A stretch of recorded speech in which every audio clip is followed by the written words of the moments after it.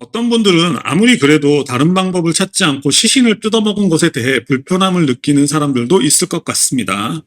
하지만 아까 말씀드렸다시피 걱정할 건 없습니다. 왜냐하면 애초에 시기는 없었습니다. 오늘 소개할 작품은 최진영 작가님의 구의 증명입니다. 자, 지난주에는 32년 된 아주 좋은 소설을 다루었었죠. 이승우 작가님의 생애 이면이었는데 오늘은 그것과 비교하는 의미에서 현재, 지금 20대가 가장 좋아하는 소설 한 편을 준비했습니다. 최진영 작가의 구의 증명인데 사실 이 소설도 나온 지가 꽤 됐습니다. 2015년에 나왔으니까.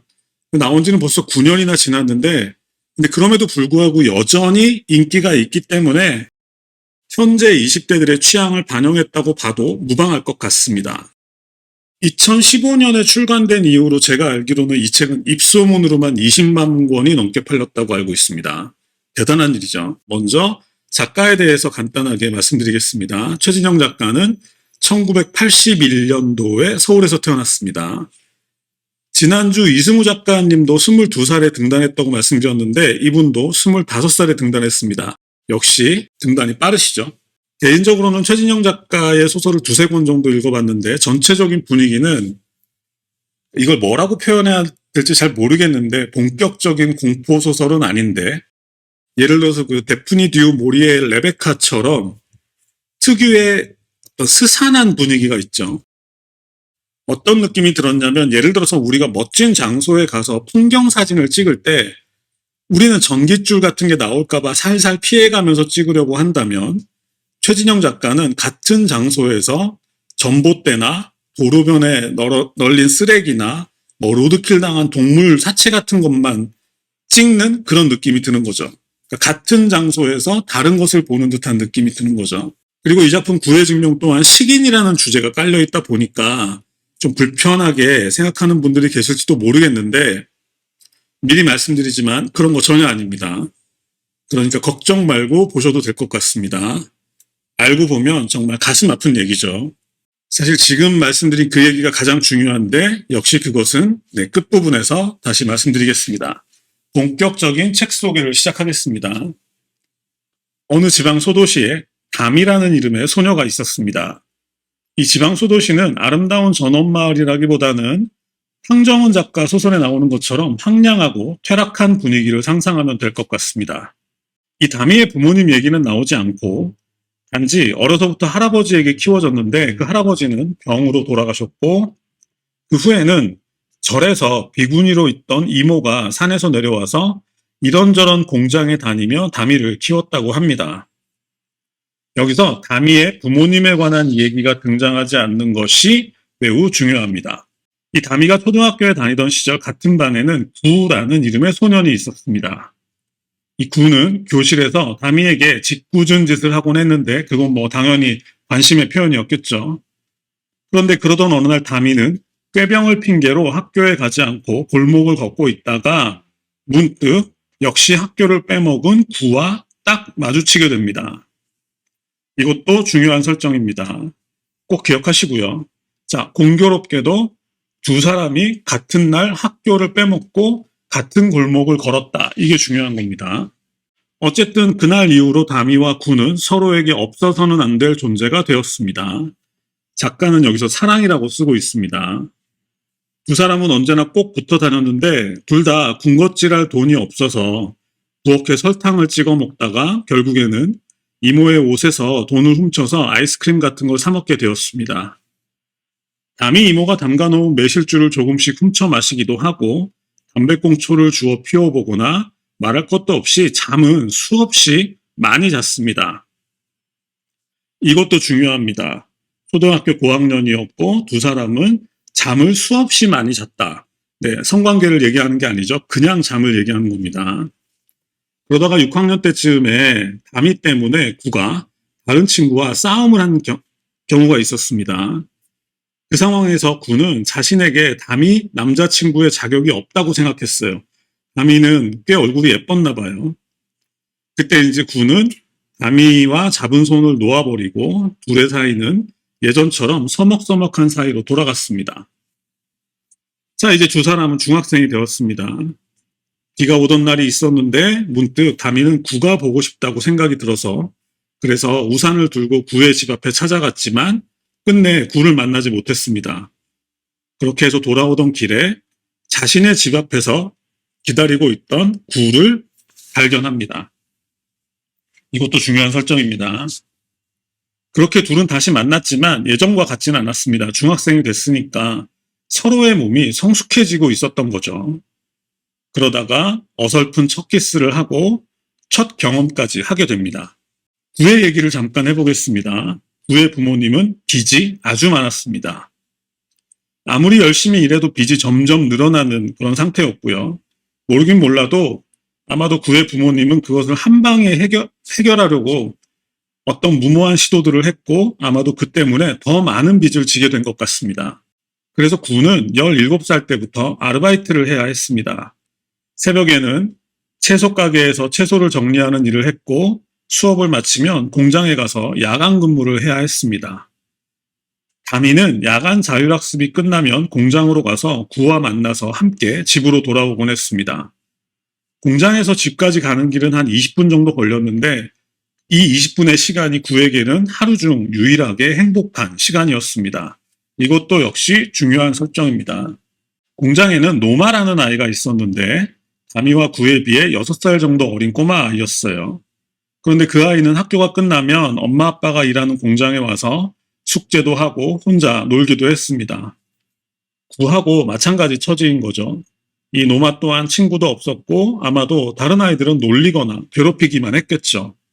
그리고 셋은 구가 일을 마치면 함께 집으로 돌아오게 되었습니다. 함께 군것질도 하고 그랬는데 그러던 비 오는 날 밤에 노마가 구의 자전거를 타고 길을 건너다가 시속 80km로 달리던 트럭과 충돌해서 사망하는 사건이 벌어졌습니다. 노마가 죽은 뒤에 그 충격으로 서로를 피하게 되었습니다. 두 사람은. 다미는 막연하게 구를 기다리고 있었고 구는 공장에서 한 누나를 알게 되었습니다. 30대 초반의 이혼녀였던 그녀는 구에게 먹을 것을 챙겨주거나 관심을 갖고 말을 걸어주었습니다. 그러다가 둘은 동거 비슷한 걸 하게 됐는데 그러니까 구 입장에서는 한 칸짜리 좁은 새방에서 부모님과 함께 지내는 게 불편하기도 했고 답답하기도 해서 퇴근 후에 자주 누나의 집에 가서 김치찌개를 끓여서 밥도 먹고 술도 한잔하고 하다가 결국 이제 동거 비슷한 걸 하게 된 거죠. 그러다가 누나에게 남자가 생겼어요. 그래서 그 동거 생활도 끝나게 되었는데 때마침 고등학교를 졸업한 구는 바로 군대에 입대해버립니다. 부모님을 포함해서 그 누구에게도 말하지 않고 그냥 입대해버린 거죠. 구의 입장에서는 군대가 너무 좋았습니다. 군대에서는 모두가 같은 옷을 입고 같은 음식을 먹고 같은 잠자리에서 잠이 드는 생활을 했죠. 게다가 생전 처음으로 돈 걱정도 할 필요가 없는 생활이었습니다. 그리고 그 사이 역시 고등학교를 졸업한 다미는 마트의 정육 코너에서 일하기 시작했습니다.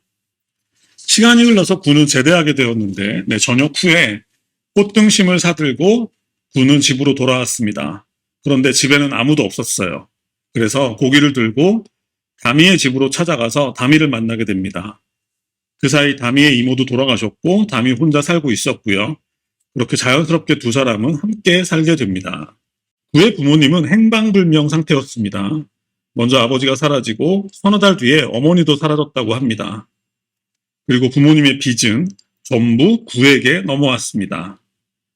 부모님이 원래 안고 있던 빚에다 성인이 된 구를 보증인으로 세우고 더 많은 돈을 빌렸고 그게 눈덩이처럼 불어나 있었던 것이죠.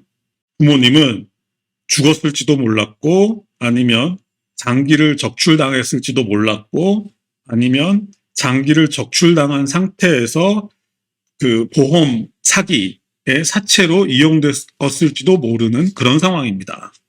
근데 그럼에도 불구하고 사채업자들은 모든 것을 알고 있었습니다. 구가 제대했다는 것도 알고 있었고 어디에서 살고 있는지까지 다 알고 있었던 거죠. 그래서 결국 구는 그들에게 붙잡혀서 버는 돈을 전부 그들에게 갖다 바치거나 아니면 다른 빚쟁이들의 돈을 받으러 다니기도 하고 결국은 호스트바에서 일하기도 했습니다. 근데 구가 그런 것들을 잘 못했던 모양이에요. 그래서 결국은 이제 그들은 구를 바다에 팔아버릴, 어선에 팔아버릴 그런 계획까지 세우게 됩니다.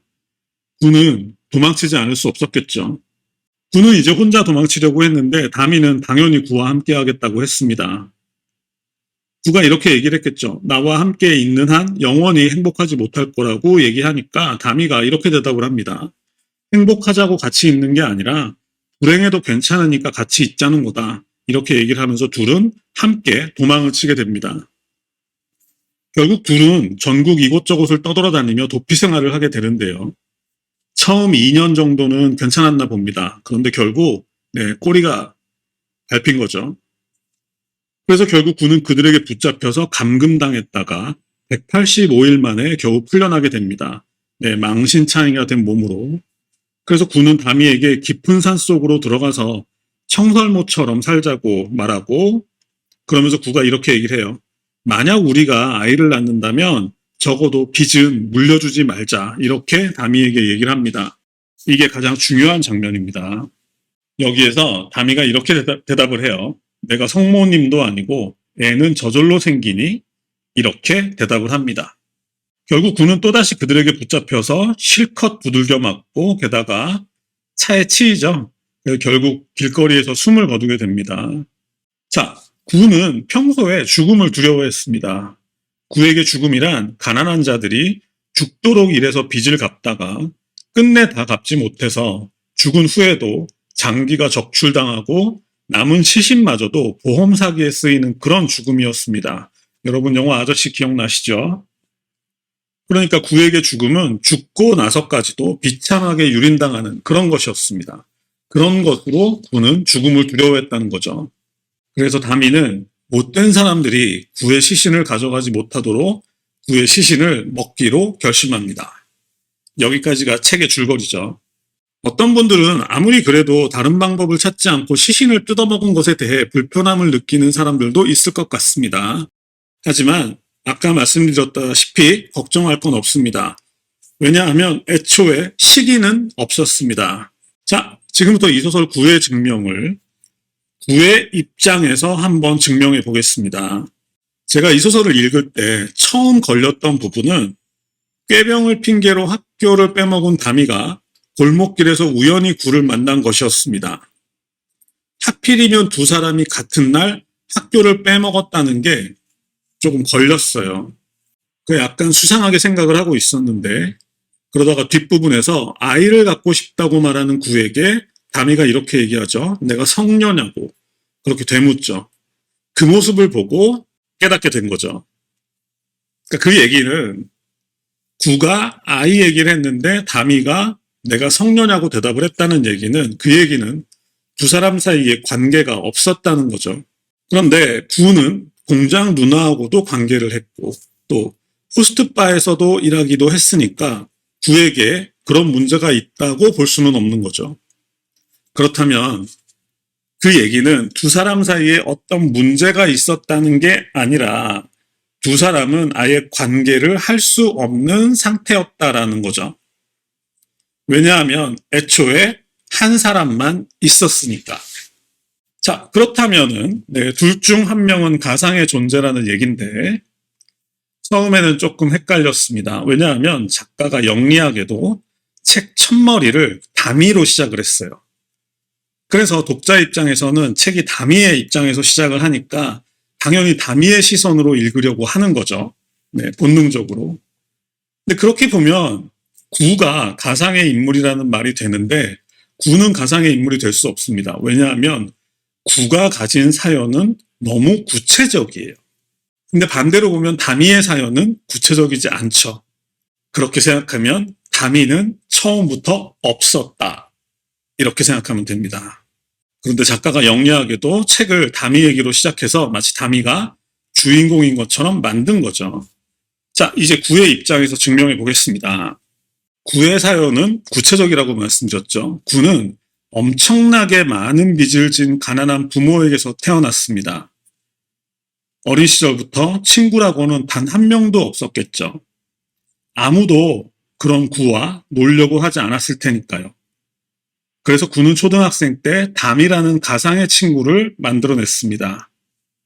여러분들 스티븐 킹의 샤이닝을 보면 그 주인공의 아들이 상상 속의 친구랑 대화하는 장면들 나옵니다. 그 책에서는 톰이라고 하죠. 그러니까 군은 그런 상상 속의 친구를 만들어낸 거죠. 그의 상상 속에서 당연히 그가 학교에 빠진 날 담이 역시 학교에 빠졌겠죠. 그런데 여기서 중요한 것은 자신이 담이를 발견하는 것이 아니라 담이가 자신을 발견하는 것이 중요합니다. 이것이 사실 자연스러운 일이에요. 보통 사람들의 상상 속에서는 자기가 누구를 찾아가는 것 상황보다는 누군가가 자기를 찾아오는 상황을 설정하는 것을 인간들은 자연스럽게 생각합니다. 이런 상황에서는 수동적 태도를 가진다는 거죠. 그리고 예쁜 담이 때문에 친구와 싸우고 자신에게 담이 남자친구의 자격이 없을지도 모른다고 생각하는 것 또한 구의 입장에서는 아주 자연스러운 상황입니다. 이것은 상상 속에서도 일종의 패배자 코스프레를 하는 거니까요. 자, 결정적인 것은 고등학교 시절에 공장에서 야근을 마치고 집으로 돌아가는 20분, 이 시간이 가장 행복한 시간이라고 말씀드렸죠. 그때 그는 상상 속의 여자친구인 다미와 가장 행복한 시간을 보냈던 것입니다. 그리고 우리 상상할 수 있죠? 새벽부터 일어나서 일하고 학교 갔다가 공장에 가서 야근까지 하고 집으로 돌아가는 그 힘든 발걸음, 혼자서 터벅터벅 돌아가는 그 힘든 발걸음에 누군가 옆에 있다고 상상하면 훨씬 더 힘이 됐겠죠. 그리고 공장 누나와 구가 동거를 할 때가 있었죠. 그 순간에 구에게는 다미라는 존재는 사라집니다. 별로 생각하지 않아요. 자, 그리고 제대를 한 다음에 부모님의 빚까지 물려받고 쫓기게 되었죠. 그런데 이 상황에서도 구는 상상 속의 다미와 함께 한다는 마음으로 버틸 수 있었던 것 같습니다. 하지만 결국 빚 때문에 막다른 골목에 이르게 되었죠. 그래서 구는 죽음을 예감하면서 또는 죽어가면서 아까 제가 구는 죽음을 두려워했다고 말씀드렸죠. 죽음 이후에 자신이 죽은 후에도 자신의 시신이 비참하게 유린당할 것을 두려워했죠. 구는 아주 자연스러운 일입니다. 여러분 그 얘기 아시죠? 면도날로 손목을 그어서 자살하는 사람들 있잖아요. 자살하는 사람들이 이 면도날이 양날이잖아요. 그래서 손을 베일까봐 한쪽 날을 휴지로 감은 다음에 그것을 잡고 손목을 긋는답니다. 굉장히 아이러니한 일이죠. 지금 당장 죽을 사람이 이 오른손 손가락이 면도날에 베일까봐 그게 무서워서 휴지로 감고 왼손에 손목을 긋는답니다. 마찬가지로 구도 죽음 이후에 자신의 시신이 그런 식으로 유린당할 게 두려운 거죠.